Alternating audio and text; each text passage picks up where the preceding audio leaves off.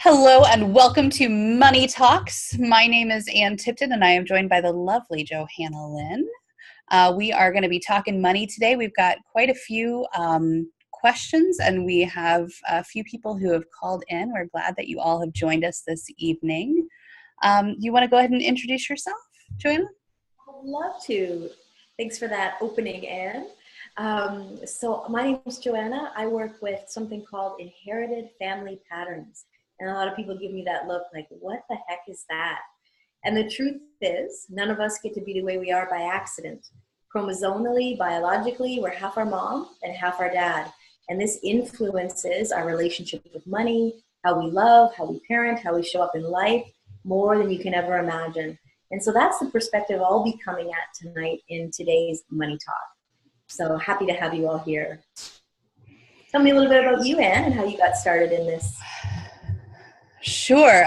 So my name is Ann Tipton. I am an MBA, worked in finance for many, many years.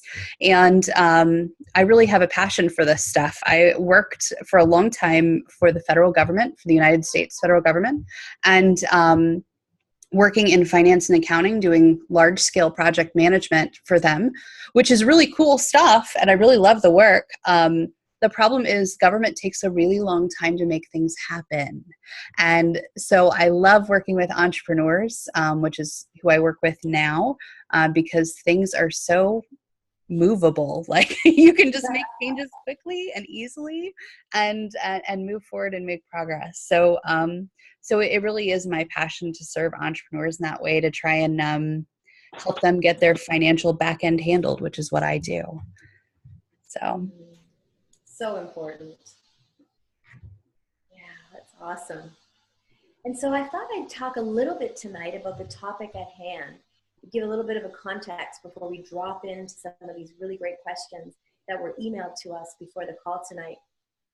And in working with clients over the last 20 years, which is a surprise to even say, I've seen over and over and over again that regardless of how well we learn to budget or source out the greatest deals or be as resourceful as we can, even if we're on top of some of the greatest money management books or trying to track where the money is going, until you get the inner stuff figured out, it kind of doesn't matter a lot about the outer activities because they end up falling short. It keeps us sort of back in that traction of what we're holding inside. So I think it's so important to really look at how we're acting out that inner relationship to money with every decision, because money ranks right up there with oxygen. It's so essential. And I love your tagline, Anne, about get your back end handled, because how do we reach our vision? How do we step out into what we're really wanting to contribute in life without having those really essential pieces looked at? So what I thought we might do to start things off is to open up the lines and have those of us who are joining us tonight give me a sentence or tell me a word that pops into your mind when you think about money. How would you describe your inner relationship to money? And so if I could ask Anne to unmute the lines and whoever would like to share, I'd love to hear what comes forward. Why don't you kick us off, Anne? What do you say? What's your one sentence? For me, money is about a feeling of abundance, really growing, feeling into that there is more than enough for everybody, knowing that there's enough. Yeah, just that there's enough, like that deep breath of enough for everybody. So that's awesome. So I'd like to share what I learned in my family of origin. In my family of origin, what I learned was that money is the source of all evil. And I could add that, money was not a good thing. To talk about money was not a good thing. And I wonder if that's why the number of participants are a bit limited, because I think that it's a scary topic for a lot of people. And whereas I learned from my parents that money is not to be talked about and it is the source of all evil, that's all they talked about. Like we didn't have enough. Yeah. So I really, really appreciate what you said, Anne, about how it's about abundance, because I believe that now too. And I believe that I'll always have enough. And I really care about sharing with those who don't have enough. That's a value of mine. And I know I'll always have enough, because I could go in my closet now, and I guarantee you I would find at least $60, which is not invested, which some people would frown on, I'm guessing, but I would find at least $60 in my pockets. And it makes me feel very happy when I do that. Absolutely. You know, I think you bring up such a valid point, Lynn. I often joke when I do my money workshops that most people would rather talk about the sex they had last night than what's in their bank account. And, you know, it's sort of tongue in cheek, but, you know, when something is such an essential part of life, is it so taboo? And I think when Anne and I were talking about offering this as a new conversation, it's, you know, how do we make it more commonplace? How do we make it more approachable? Because how else do we master this game of life without bringing in one of the most essential components? So thanks for bringing that forward. So Carrie, you're unmuted. And you too, Adele.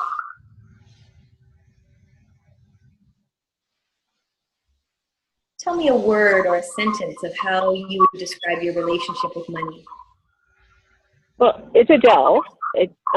Hopefully I'm coming across okay, that the connection's okay. Yeah. I realize I have a really hard time keeping money, that as soon as money comes into my life, I buy stuff and I'm overly generous with other people with it. And it's becoming very apparent to me that as soon as I know that I have money coming, that I'm looking at how to spend it and how to give it away. And I think I can already feel myself shifting with that, but that's been very apparent to me lately. And so may I ask you a question on that? Was that something one of your family members did? Was that modeled to you in a way?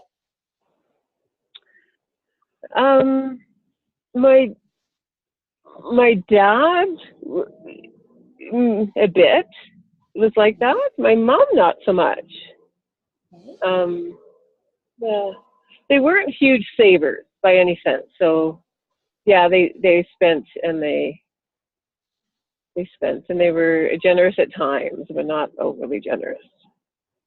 Okay. But they weren't good savers. So yeah, there's a pattern there. And can you relate to anything that Lynn shared? Was the conversation, let's say, around the dinner table that, you know, money's bad, or we don't talk about it, or anything like that?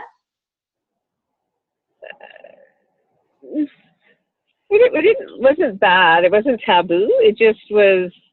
I didn't get that sense, but I didn't also know a lot of what was going on with it. With my parents' money, but yeah. And so, but I had a job. Sorry. Go ahead. As I say, I actually worked a job from when I was 12 on. I perceive there to be power in money. That if you have money, you have power. And so how do you feel in your body if you give yourself permission to be fully powerful? And as you sort of feel into that, I just want to share the image that comes to my mind when you talk about money. It's almost like I have this image of my hands and the money flowing right through. So it comes in, but it flows out as a way to sort of be equal to or the same as your parents.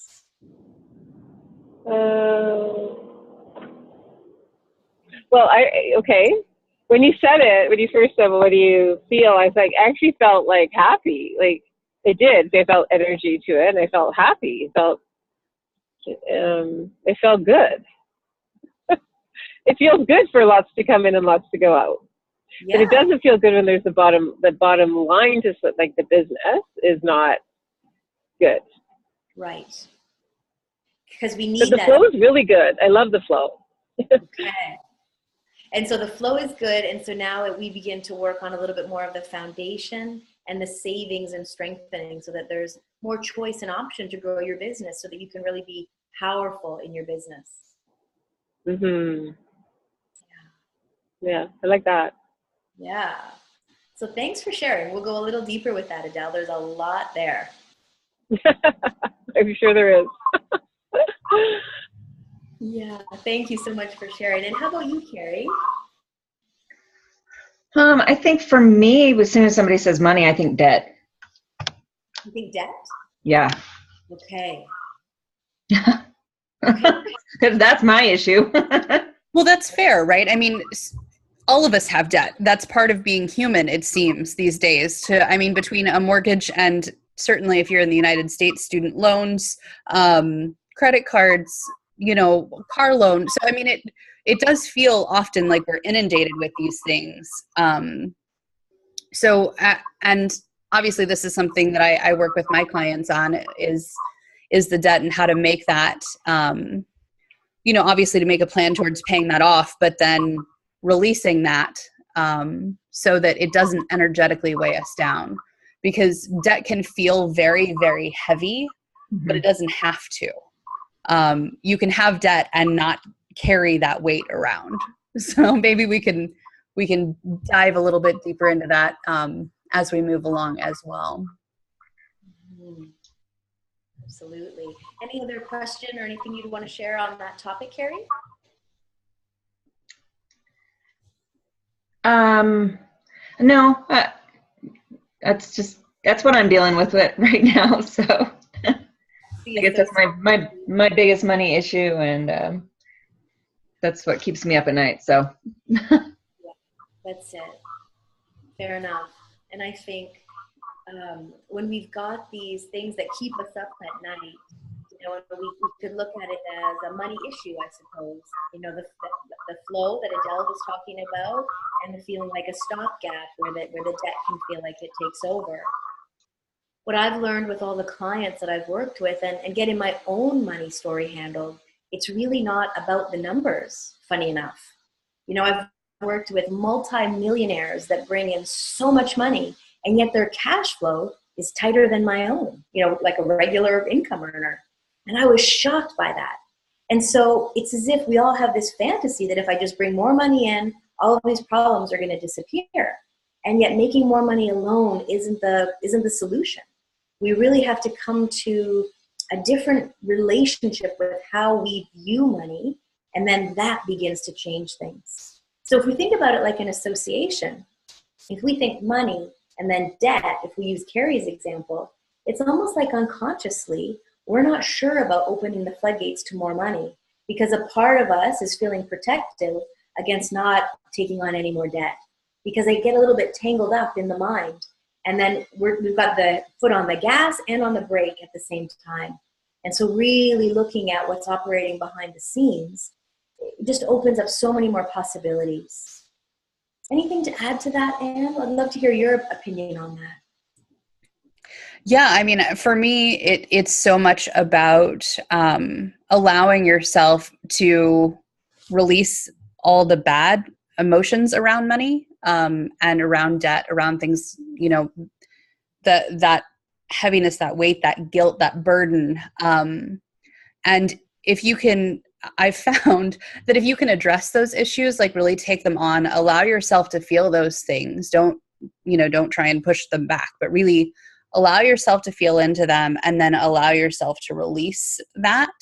It really can let you move into a place where, you have debt, but you can still feel abundant, which you're more than likely, and I don't mean to sound too pessimistic here, but like more than likely, we're all going to have debt for the rest of our lives. Most of us. That's going to be a part of our reality. So it's not so much when I get to this point where I have no debt, then I'll feel good. It has to be about how can I feel good now in spite of the fact that I have debt. And just like you said, with a millionaire who still has cash flow issues, who still has scarcity as part of their world, it doesn't matter even if you have $1 million in the bank and no debt, those feelings are still going to be there. And I'll share a little bit about my family money story. My grandmother was raised during the Depression, and she always was in fear that there was not going to be enough. Always, always, always. And it really affected her in every choice that she made. In, you know, even if she liked Coke, she wouldn't get Coke because water was cheaper, so she'd get the water. And even though there was plenty of money there, plenty of money to keep her for the rest of her life and then some, but it didn't matter that the financial base was there to keep her safe. She never felt safe and secure in her whole life.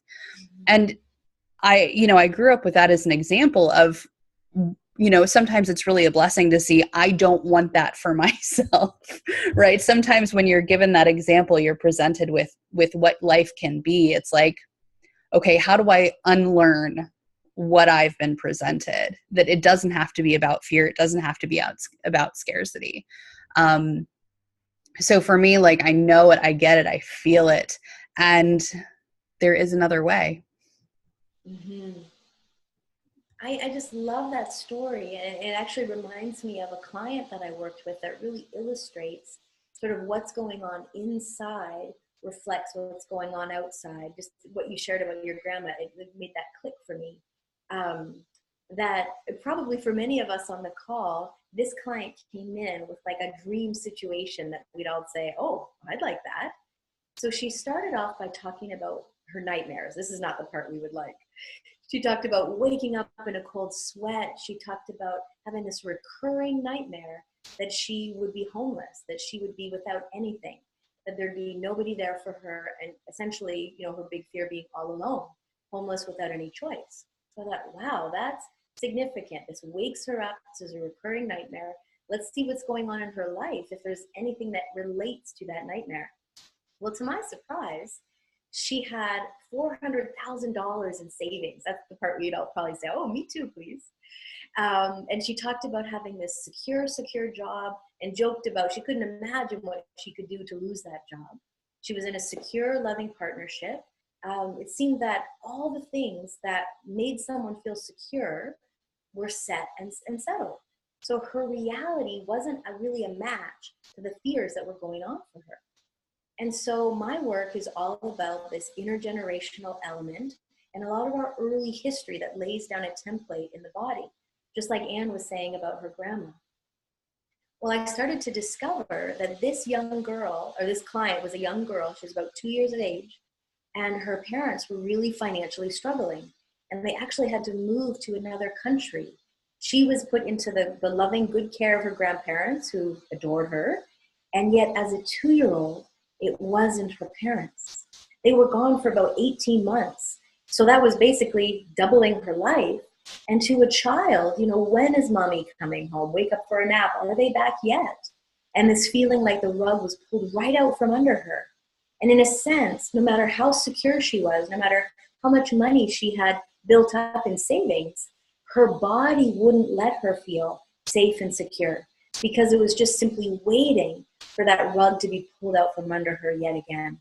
And that's how she was navigating every decision. So, do I invest in this or not? Do I take that vacation or not? Was all pulled back to that primary reference point of when she was such a little girl.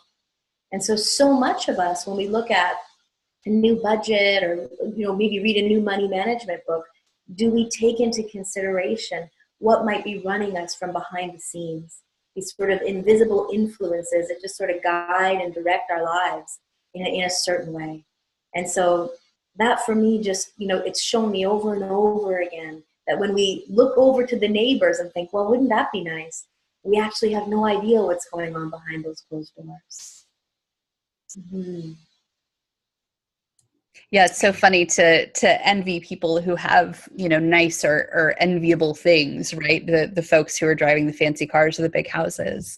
Sometimes that is as a result of way too much debt, being totally overburdened, or sometimes that's a result of, not feeling like they're enough as a person. So it's hard to, from the outside, look in and go, oh, I want that, or I wish I had that. And you just don't know the whole story there for sure. That's it. We just can't know. And I think something I really kind of leaned into with your work, Anne, and maybe we can talk a little bit about it here, was this term you coined about being fabulously rich, and that sense, that feeling in the body. So tell us a little bit more about that. Well, it's just kind of a concept that I've been playing with on my blog and in the writing that I do for my newsletter. It's really just been kind of fun as I go through my life and as I, work with clients and speak with friends about just the little things, and how often sometimes it's a dollar or two or no dollars at all that can make you feel absolutely wealthy. And it's so funny, like one of the things that's most important for me to feel fabulously rich is I'm a huge fan of food. I love food so much, and that was my my career before this. Before I was in finance, I managed restaurants. So sometimes just a really good meal. Like tonight, we're having a bed of Parmesan polenta with pot roast on top and roasted mushrooms, and like that feels so abundant to me. And I mean, it costs nothing. Like it's a really cheap dinner actually, but to have that to look forward to just makes me feel like, the best. So often this feeling of fabulously rich is bought with nothing or very little at all. And I love what you said there. It's sort of like, what's important to you, what lights you up, and how do you really let yourself be guided by that? I think when we're all about, let's say the coupons or the savings, then our fixation, our thought process is really in this scarcity mode. But if we look at, I love to go to a cafe and have a specialty coffee or my favorite kind of teas, that makes me feel, to borrow your language, fabulously rich. And there's something to be said about just as a little skip in your step, and you go into, your work differently. You interact with friends and family differently from that place of there's more than enough to go around. It's almost the opposite end of the spectrum of will I have enough? We come at life from a very different place. Yeah. Absolutely. And it's a much more fun place to hang, for sure. Without a doubt. And so maybe let's talk a little bit about some of the questions that were sent in, Anne. And then we can open up the call to our guests and see if they have any specific questions for us too. Absolutely. So the first one I received is how can I find comfortable pricing that doesn't undermine my time but isn't too inflated? Okay, doesn't undermine my time, isn't too inflated. It's too bad we don't have this person on the call to get a little more information about what the specific service is, how much time is involved. What comes to you, Anne, as you hear that question? Again, it would be great to have some clarifying questions, but I'm guessing based on the way that the question is phrased that this is somebody who's not used to charging for their work or not used to charging very much for their work. So the biggest piece of advice that I can give is to start small and work your way up, especially if you're in a position where, this is your side business or this is something you're doing, learning and you're not starving, because you can't feel abundant if you don't have food in the cupboard. Like there are minimum standards that we have to meet here. So as long as you're in a situation where you are, going to eat and can kind of take this at a slow and steady pace, that would be my recommendation is to, even if the email address is, has the word coaching in it. So I'm guessing this person is a coach. And you're a detective too. Look at I'm a detective. It's the financial analyst in me. I can't help it. So a lot of coaches start off for free or very cheap. And I think that's actually a really wise way to start, is to get a client or two just to kind of get your feet wet. And one of the great values in doing that as you're just learning and getting, working on your craft, coaching certainly is a craft, is that you get the ability to see how much value you're providing for that client.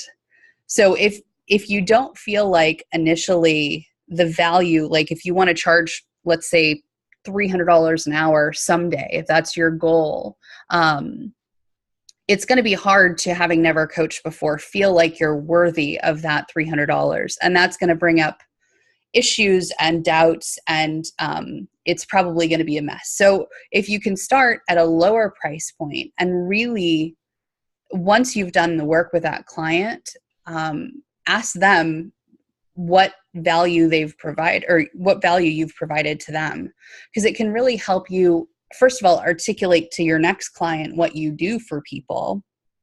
And second of all, really see, wow, I really did help make that person's life better. And that is worth a premium. So if you can start at a lower price and then kind of work your way up, that would certainly be my biggest piece of advice. Do you have anything to add? Yeah, I think a lot of, whether we're coaching or in therapy or sort of just anything under the helping profession model, we're really invited into the intimate space of our client's life. So to sort of add to what you shared, if we could start to think of it like a residency, like a nurse or a physician would go through, where they're learning hands-on how to really, fine-tune their craft, how to get better and better at what they do. And that residency time is a very different pay scale than when they're, fully out there in their discipline, in their practice. And so I love what you've shared, because it can be looked at in a similar model, that we're building up and we're learning on the job. Because I think a lot of, a lot of my own experience comes from the thousands of hours in front of clients. And I'm certainly so much more effective today than I was when I started out years ago, of course. Think about day 27 of training for a marathon compared to day 2. We're really in our groove as we get in day after day. And same could be said for feeling good about our price point, feeling that it matches our value, and we're also receiving a good trade for services rendered and for what we're receiving in value as an exchange. Absolutely. And I have a resource, a mentor of mine actually created a workshop on this topic that's free, that when we send out the recording, I'll send out that a link to that workshop as well if you want to sign up and go through that. She provides some really helpful tactical things to kind of help work through how to set your pricing. And then once you've set your pricing, how to then increase so it feels good for everybody. So I'll send that out as well. I love it. Value, because I'm sure there are other listeners that are at a starting off place, and that's a very common question. So that's great, Anne. Yeah, and it's, even if you're not in a starting off place, but you do want to raise your prices, which we all hit that point in business where it doesn't seem like the value you're providing matches the dollar, and it's time to move to that next level. It's really helpful for that as well. So we'll make sure you get a copy of that. Great. And then we have a dual question. So I'm gonna break it up into two separate questions, because I think I would like to address them as separate things. The first one is, I am currently listening to the book Profit First, and it's feeling like a good way to manage my money. I'd love to know if anyone has implemented the strategies. So I'll let you address that one first, because I have some strong opinions here. All right. So I personally love Profit First. I implemented it in my business maybe a year ago, maybe a touch more than that. It's allowed me to save so much more money than I ever had in the previous 19 years in business. It helped me to track my money a lot more. It felt like I built a stronger relationship with my money, because I was separating it into the individual categories each and every month. I had a tighter handle on where it was going, where things were being spent. And I could evaluate it month by month of, is this a good exchange for the value? Is this right for me? Things like that. And it just had me save so much more, that I was able to either reinvest into the business or actually have my own personal money that I could spend guilt-free on a vacation, instead of thinking, oh, it should be used for this, that, or the other thing. So it just helped me to categorize, organize, and it's something that's really working well for me. Yeah, I think it's a wonderful system. there's a caveat to that. The issue that I take with Profit First, and I understand that he has written a new version of the book that I have not yet read. I do have a dear friend who is actually a Profit First professional. So I know that the new stuff is great, but I don't know exactly what it says yet. The only issue that I take is that the way he lines up the different buckets feels a little mechanized to me, like a little too firm in how he recommends doing that. So one of the things that I say often is that personal finance is called personal for a reason. So I think that it's lovely to have these thoughts and strategies in place to say, yes, I need to put 15% away for taxes or whatever he says. And I think, all right, the tax man is definitely going to get his percent. So you're not going to argue with that one. But shy of that, it's whatever feels good there. So if it makes sense to put 1% into a profit bucket, which he talks about, and if that's what feels good and that's what feels right for your business, don't get intimidated or caught up by 10%, 10%, 10%, or whatever the rules look like.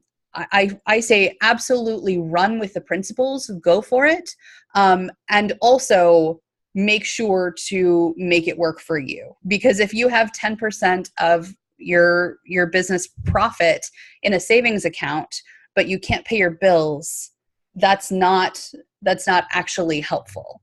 So my best advice is to implement the strategies, but take it easy, take it at a slow, sustainable pace, and give yourself permission to bend the rules there, because money rules have to be flexible and wavy at some point, right? Because it's never going to come in.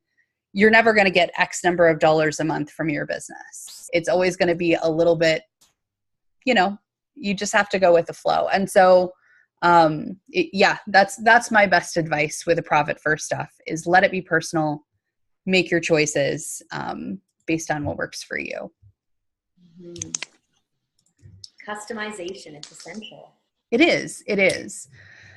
And the other question I really love, she said, also, I have something subconscious going on. I'll often do the non-money making thing on my list before the thing that I know will make or that will more likely lead to income. What is that about?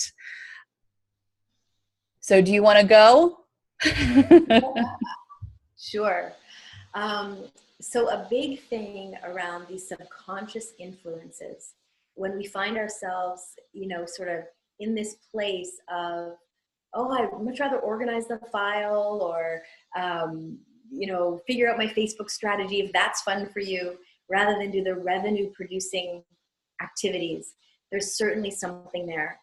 And from the perspective of my work, I would get very curious around, is there some sort of a family ceiling around how much is okay to earn? We seldom do better than our parents financially, unless we do our in-depth work. It's almost like we have an unconscious loyalty that says, me too. If you were at X amount, who am I to make more? And so we can tend to, we busy ourselves with things that get the business ready, and yet we're never quite there at a launch pad, because there's this emotional drag behind us that says, who am I to have more? And until we can really look behind the scenes around what that is, we'll continue to have the most organized desk going, but not so full calendar. What do you think, Anne? Well, the first thing I have to say on this topic is me too. I think it's very, very easy to get caught up in the parts of business that we find fun, right? There are the scary, hard things, and then there are the fun, easy things. And I think it's very human to go for the fun, easy things. So don't beat yourself up, because I feel like that is a really easy path to fall down. That being said, you can only let yourself fall down that path so many times before it starts to hurt the old bank account. So we do have to get out there and do some of those things that maybe we don't want to do. So in terms of money-making activities, the thing that comes to mind is speaking with clients, right? The going out there, marketing the work that you do, meeting with prospects, and that can feel really, really hard and really, really scary. But the good news is that as you move forward in business and move along, is those things that once seemed scary and nearly impossible to do become much, much, much less so over time with practice. So I can tell you right now that this webinar thing that we're doing, there was a day when this intimidated the bejesus out of me. I bought a camera. I think I've still got it back there somewhere. I spent a ton of money on a camera maybe 6 years ago and did not ever take that thing out of the case. Not once did I use it because it just scared me so much to get out there and put myself out there in that way. And so whether it's having those sales conversations, getting out on video, whatever it is that feels really hard or scary, it's practice that makes it less intimidating. And certainly sales conversations can feel really, really hard.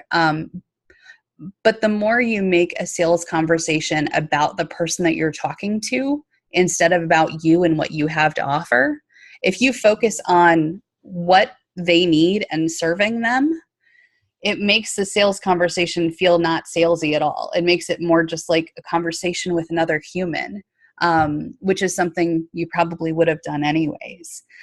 So just allow yourself to practice the things, maybe schedule time in your calendar to actually do the thing that you don't want to do. So if it's, I don't want to write a blog post, I don't want to make sales calls, I don't want to do a webinar, put it on your calendar and tell somebody else that you're doing it. That's one of the funny things about webinars is you set a time and then you have to show up. So, so you're kind of stuck if you're going to do it. And certainly having friends and support to hold you accountable for the things that you don't want to do. My guess is that you know what it is that you should be doing and aren't. So put it on your calendar, do that thing first, like in the morning. There's that old expression, eat the frog first thing in the morning. So do the thing that you don't like, and then spend the rest of your day planning your Facebook strategy or whatever, whatever sounds fun, because you did the hard thing. So reward yourself and have fun, enjoy it. Well, I love what you've shared there. That's some good takeaways for me too. Another thing while you were sharing that came to mind is sometimes reframing it. So for me, I used to just dislike, is not even a strong enough word, these sales calls. And so I changed them in my mind to connection calls.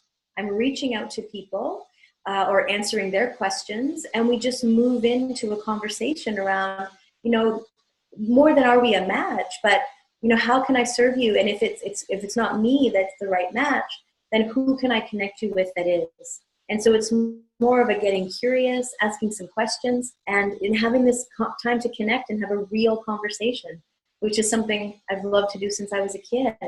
I think sometimes it can just help if we put it into a different perspective. Yeah, I completely agree. The reframe is what it's about. For me, when I learned to call a sales call a strategy session, because I'm dealing with people's finances with their money, to have a strategy session is just like, that's my, great, I can serve you, right? We can work on a strategy together, and it's collaborative and it's fun, and it doesn't have to be hard or salesy. So I think that's right on. Yeah, awesome. So were there any other questions that were emailed in, or should we open up the lines to see if any of our guests have questions that we can support them with? Those were all the ones that were emailed in, but we can certainly, I'm hesitant to unmute everybody because it I got some feedback when I did that. So I've been trying to one by one unmute people. but if you have a question, there is a chat box. Feel free to type in the chat box, or if you'd like us to, dive a little deeper on any of the things that we've talked about so far, we're happy to do that as well. Or if you want to just wave at me, I'm happy to unmute you. It's a good idea. Welcome, Pamela. Nice to see you. Yeah. So while people might be thinking of a question, I'd love to sort of offer something that I get curious about with my clients when they come in with money challenges or with feeling kind of stuck where they are in their business. I get very curious about whose debt are you paying in the family? So I'll give you a story with a very successful lawyer that I worked with years and years ago. He was right on the edge of bankruptcy, and he was just one of the kindest, most likable guys you could imagine. And we began to look at what was going on. He was your typical A-type, really dedicated to his work, giving it his all. And he just could not understand why the numbers weren't matching, why things were falling short. It was almost like the harder he tried, the further away from the goal line he was really getting. And when I started to look at his family history, it turned out that his grandfather owned a very large factory and employed hundreds of people. And as the family story goes, there was all kinds of repair and things that were needed inside the factory, not only for the staff's safety, but just regular renovations and upgrade that would be required. And the grandfather was trying to do everything he could to maximize cash flow, to minimize any expenses, so kept procrastinating, just didn't follow through on the repairs that were required. The story takes a really sad turn when some wiring went haywire, and sadly there was a huge fire killing many, many of his employees. And really the responsibility rested with his grandfather. And so when we look, sometimes in this work, we don't know why, it happens even in the scientific studies with this work, it ends up skipping a generation. So here I have the grandson as my client sitting in front of me, wondering, due to every outer effort, it all seemed to be, by the book, but it wasn't getting him where he wanted to go, because there was a intergenerational debt, if you will, that how can I be successful when my grandfather was at the cause of such a huge tragedy. And so if you're curious about, what will the resolution be? We can't change the past. A lot of the work that I do is to speak to things, bring up the facts. So what I had this client do was imagine, closing your eyes, bringing the image of his grandfather up, and having a conversation with his grandfather that went something like this. Grandpa, what I've been carrying for you, I carried it because I was a little boy who just loved his grandpa. But look what happens to me when I carry the consequence for what's yours. Grandpa, this is what I'm doing in my legal work. This is what's important to me in my life and my business. Here's how I want to provide for my family. And I keep getting tripped up and stuck, because I can't carry, that guilty conscience that belongs with you. And so I breathe that decision back to you, not to fix the wiring or not to do the renovations. I leave that to rest with you. And it takes a few weeks for the body to sort of catch up sometimes. Many times the change can be immediate, and sometimes we need to unravel it in the body for a while. He followed up with me, and I don't know if it was 4 months or 6 months, and things were on track in a way they hadn't been in years and years in business. So sometimes when we clear out the cobwebs of what we don't even know we're carrying, what we don't even know is influencing our financial balance sheet, the whole picture can look different. So it's just kind of amazing when we start to ask a different question, what comes to light? That is really amazing. I got goosebumps, because that's like so powerful that we can carry that stuff around for so long, for generations, really. So I know you've got a program coming up. Do you want to tell us a little bit about what you're offering? Yeah, by all means. It's a 3-part virtual workshop where we get together in 2-hour blocks. And what worked really well in the spring when I held it last was the first hour sort of on teaching and some of these really interesting fundamentals, kind of just like the story I shared. You know, what is this emotional and the inheritance of the DNA of money? How does that come down through the family? How do we have a cognitive understanding? How do we build the understanding of what all these influences are? And then the second half, we move into actually live constellations where we begin to change that inner relationship we have with money. We all have an inner image of what we feel money is. So if I can use Carrie's example, you know, money equals debt. And so that creates an inner image, and we interact with all of our day-to-day choices from that place. Even Anne's example of her grandma, oh, I'd really like to buy Coke, but I'm going to choose water because it's less expensive. It could come right down to simple little decisions in the grocery store. And as we move through the experiential process of creating a very new outer image, it is absolutely transformational what can happen in just 3 short sessions to what we do, how we maneuver, how we are with money so very differently. I mean, if we look at the example with the lawyer, that was one 90-minute session, and he's on a very different trajectory today. Wow, I didn't realize it was that short. I mean, it's amazing that you can do that much in 3 weeks. That's miraculous. So you kind of help people get down into the weeds of what happened and why, and then how to clear that up.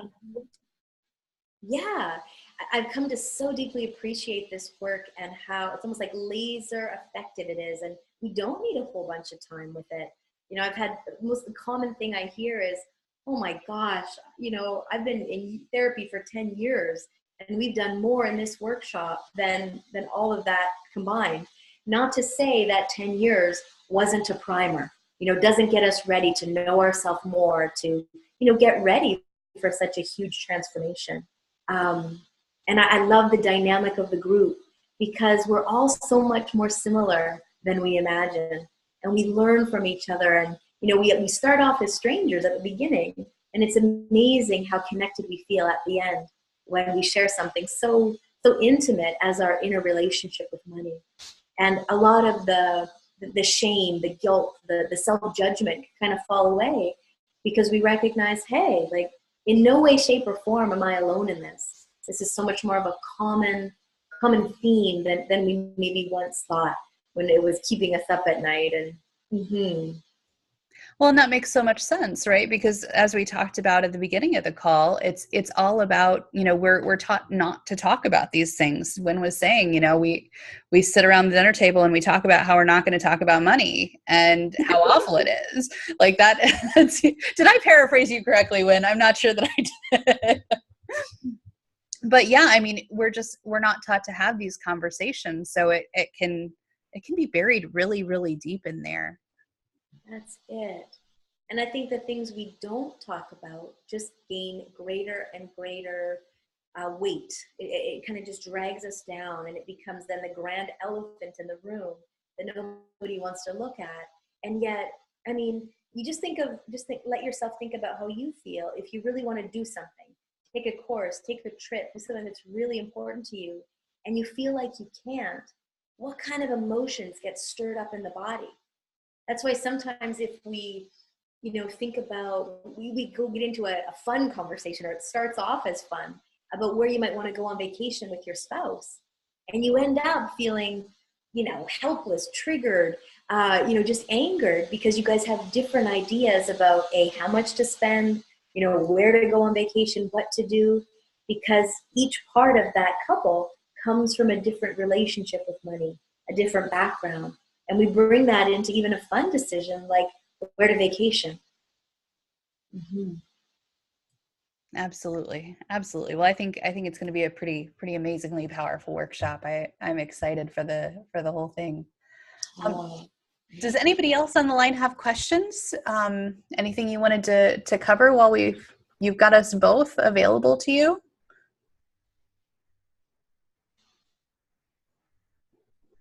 All right. Well, if that's all, I just want to say thank you to everybody for showing up and sending in your wonderful questions. I hope we were of some help, and I will send out that resource. I'm going to send out 3 different resources. I'm going to have to write myself a note. The first one will be that that pricing workshop that my mentor did. I think it's really, really valuable stuff. Carrie, for you, I'll send out, I have a free debt workshop that I did. It's a 5-day debt challenge that you can work through if you feel like it. If not, no worries. But it's a good 5-day how to get your plan in place to kind of start to let that debt go. And then we'll, of course, send out a link to Johanna's beautiful workshop that she'll be hosting. When is that? It starts in September. You know, I don't have the date in front of me. It's the middle of September. And then I run it every other week so that there's time to integrate, do a little bit of the homework, because I just don't think it's something we can rush through. You know, the emotions come up and you really have to kind of let it percolate. Yeah, that makes a lot of sense. It sounds like the kind of work that needs some space around it for sure. Exactly. And I love the sound of your debt workshop. That sounds like it would be a huge resource for so many people. Yeah, it's easy, and it's none of the videos are more than like 5 or 6 minutes, so it's pretty easy to get through. It's not hard and it's not heavy. It's just a good place to get started. Love it. I just want to thank you so much, Anne, for all you contributed to our time together. It's such a pleasure to be with you in this way. You as well. Thank you guys so much for joining, and we appreciate you. And we'll send out a recording of this video if there's anything you want to touch back and look at again. So thank you so much. Bye, everybody. Have a great evening, everyone. Bye-bye.